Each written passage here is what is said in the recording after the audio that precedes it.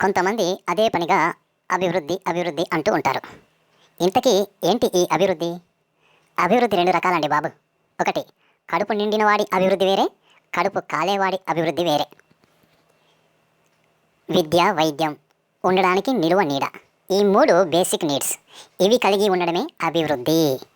ఎవరైతే కడుపు కాలుతూ ఉంటారో, ఎవరికైతే ఈ సౌకర్యాలు ఇంకా లేవో, వారికి ఆ మూడు కలిగి ఉండడమే అభివృద్ధి. ఒకదాని తర్వాత ఒకటి వాటిని పొందుకుంటే వారు అభివృద్ధి చెందుతున్నాము అని అనుకుంటారు.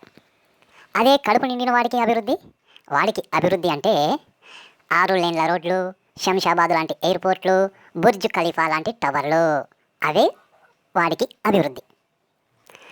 అయితే ఒక నిజమైన పాలకుడు ఏ విధంగా పాలించాలి అంటే, తన రాజ్యంలో అందరూ సుభిక్షంగా ఉండగలగాలి, బేసిక్ నీడ్స్కి ఎవరూ దూరం కాకుండా ఉండాలి, కొరత లేకుండా ఉండాలి, విద్య వైద్యం ఉచితంగా పొందుకోగలగాలి, కనీసం 50-60 గజాలలోనైనా నిలువ నీడ ఉండగలగాలి.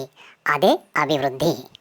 ఇవన్నీ బేసిక్ నీడ్స్ తీరిన తర్వాత ఇక మీరు బుర్జ్ ఖలీఫాలు కట్టుకుంటారో మరేమి కట్టుకుంటారో మీ ఇష్టం. అంతేగాని ఒకవైపు ఖాళీ కడుపులతో ఉంటే మరొక వైపు అంబానీ లాంటి వారిని తయారు చేయడమే అభివృద్ధి అంటే అంతకు మించిన హాస్యాస్పదం మరొకటి ఉండదు. నీ రాజ్యంలోనే, నీ దేశంలోనే ఒకరు అంబానీల కోట్లకు పడగలెత్తుతూ ఉంటే ఇంకొకరు ఖాళీ కడుపులతో ఉండడం అభివృద్ధా?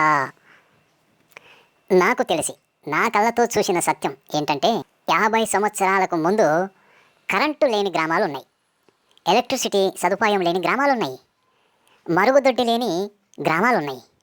50 సంవత్సరాలకు క్రితం అండి. జస్ట్ 50 సంవత్సరాల పూర్వం మాత్రమే. లక్షల కోట్ల సంవత్సరాలు కాదు, వందల వేలు కాదు. 50 సంవత్సరాలకు ముందు కరెంటు లేని గ్రామాలు ఉన్నాయి, బేసిక్ నీడ్స్ లేని గ్రామాలు ఉన్నాయి. మరి వారికి ఈ అన్ని సదుపాయాలు కల్పించిన తర్వాత కదా మీరు శంషాబాద్ ఎయిర్పోర్ట్ లాంటివి, బుర్జ్ ఖలీఫా లాంటివి కట్టవలసింది. వారికి బేసిక్ నీడ్స్ లేకుండానే, బేసిక్ సదుపాయాలు లేకుండానే మెట్రోపాలిటన్ అని అభివృద్ధి చేసుకుంటూ పోతూ ఉంటే మరి దేశం అంటే కేవలం మెట్రోపాలిటన్స్ మాత్రమే కాదు కదా, గ్రామాలు కూడా కదా. మరి గ్రామాల పరిస్థితి ఎలా ఉంది? ఇప్పటికీ ఏజెన్సీ ప్రాంతంలో ప్రజలు ఎలా జీవిస్తున్నారో, ఇప్పటికీ ఏజెన్సీ ప్రాంతాలలో ఎలా జీవిస్తున్నారో అందరికీ తెలుసు. మనకున్నటువంటి ఈ కరెంటు సదుపాయాలు, ఈ ఇంటర్నెట్ సదుపాయాలు ఇవేమీ లేవు కదా. మరి వారు ఇంకా శతాబ్దాల వెనుకబడి జీవిస్తూ ఉన్నారు కదా. మరి వారెప్పుడు రావాలి? ఈ యొక్క మెట్రోపాలిటన్ కల్చర్కి, సంస్కృతికి, అభివృద్ధికి ఎప్పుడు రావాలి? ఇలా అందరూ వచ్చిన తర్వాతే కదా మిగిలిన సౌకర్యాలు కల్పించుకునేది. వారి మానాన వారిని అలాగే వదిలిపెట్టి మేము మాత్రం మెట్రోపాలిటన్ నగరాలలో 6 లేన్ల రోడ్లు వేసుకుంటూ, కార్ల రేసులు పెట్టుకుంటూ, బుర్జ్ ఖలీఫాలు కట్టుకుంటూ ఓహో ఇదే అభివృద్ధి అని మురిసిపోతామంటే ఎలా? అందుకే ఎవరైతే అభివృద్ధి అని స్టీరియో టైప్ లాగా వాగుతూ ఉంటారో వారికి చెప్పేది ఒక్కటే, బాబు, కడుపు నిండిన వాడి అభివృద్ధి వేరే, కడుపు కాలేవాడి అభివృద్ధి వేరే.